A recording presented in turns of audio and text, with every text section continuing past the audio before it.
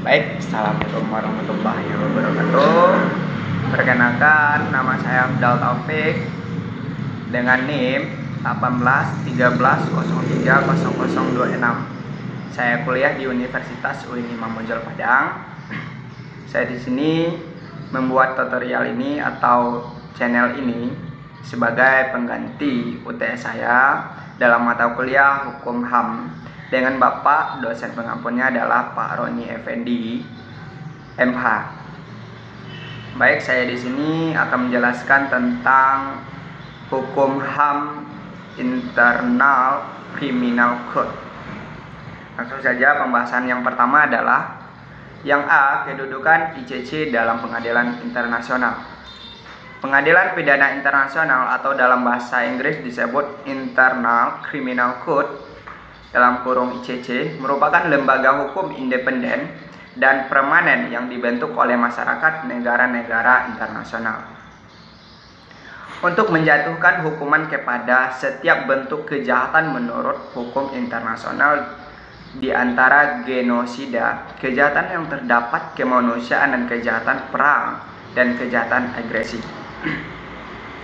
Sejak pengadilan dibentuk bulan Juli tahun 2002, Mahkamah Pidana Internasional telah mendirikan kantor di Den Haag dengan 3 organisasi utama, yaitu Jaksa Penuntut, Kepresidenan, dan Hakim, serta pejabat catatan sipil.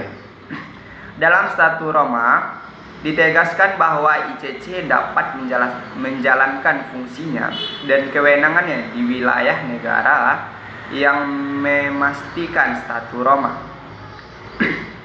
Akan tetapi, ICC juga bisa menjalankan kewenangannya di wilayah yang negaranya bukan pihak, jika ada perjanjian khusus yang diatur menurut itu.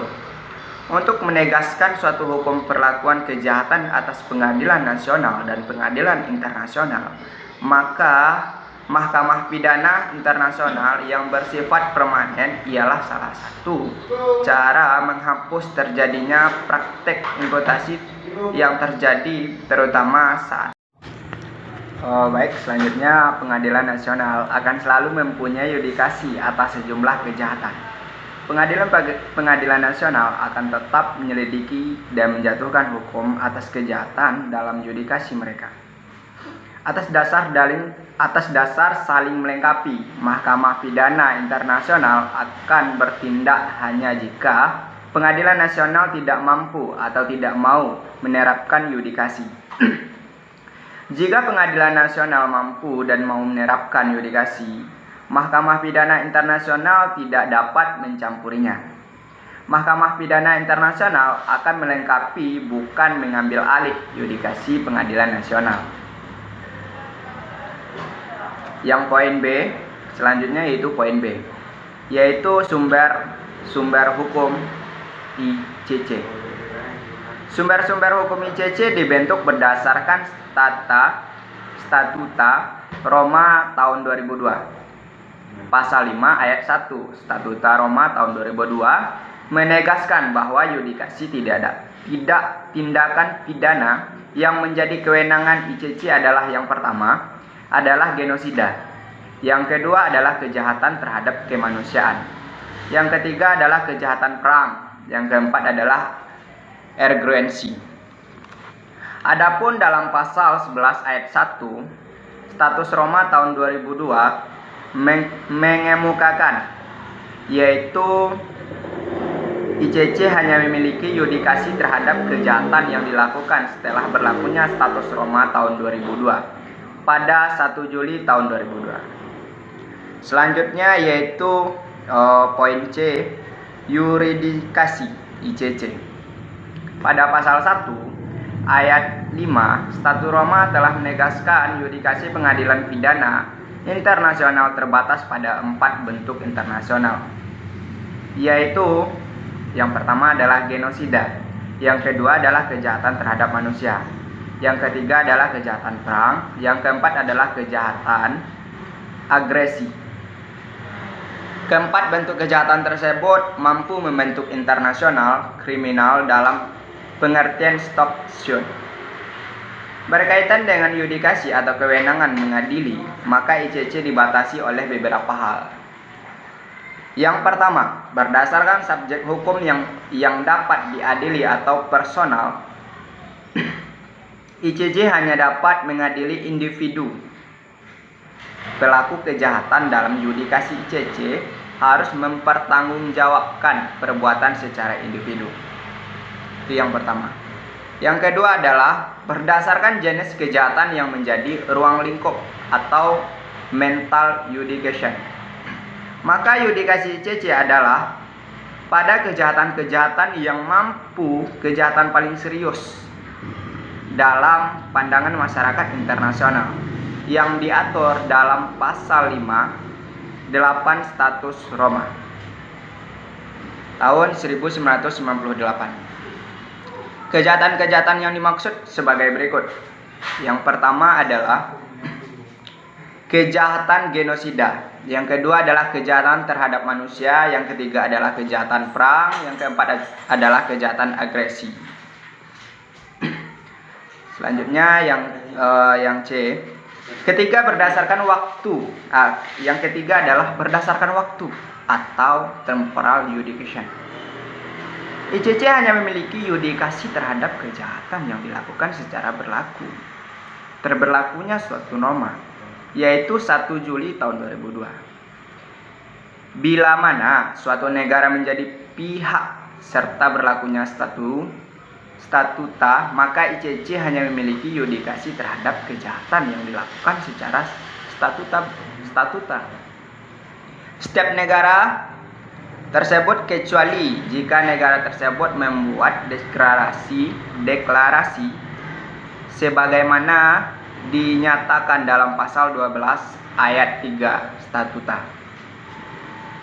Adapun yang keempat berdasarkan wilayah tempat dilakukannya kejahatan atau teritorial.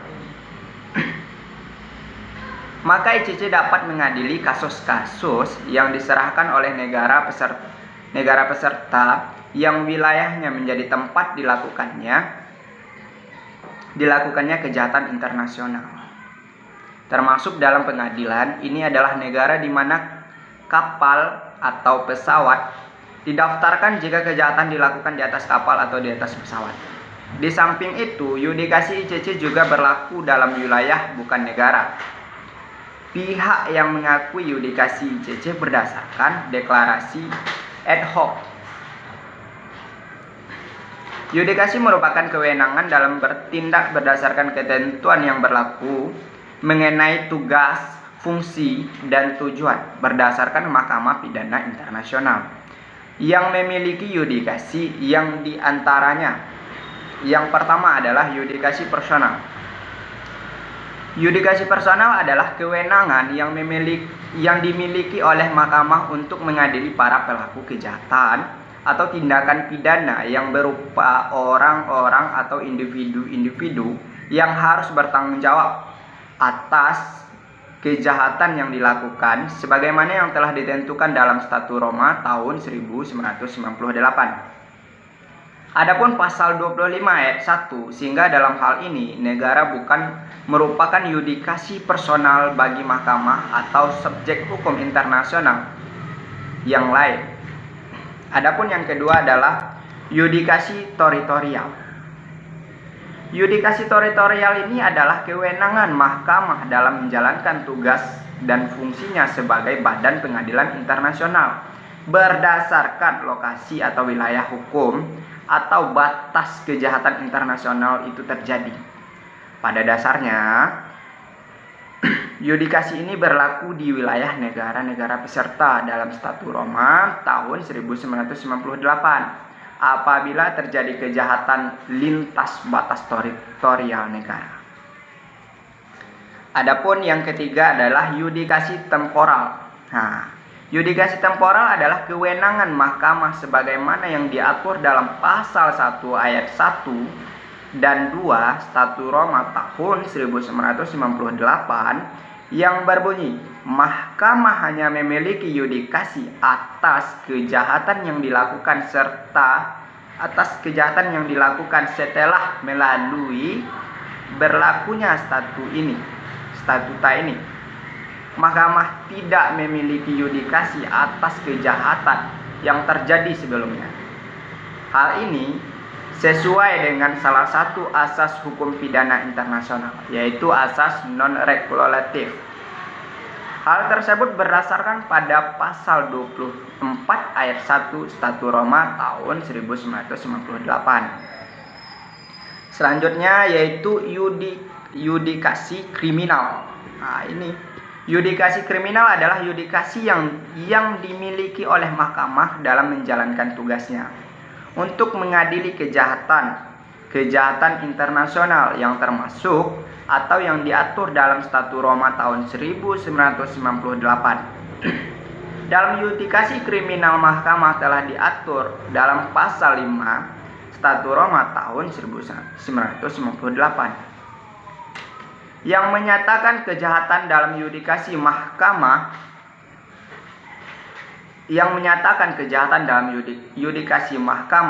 antara lain sebagai berikut, yaitu kejahatan genosida, kejahatan terhadap kemanusiaan, kejahatan terhadap perang.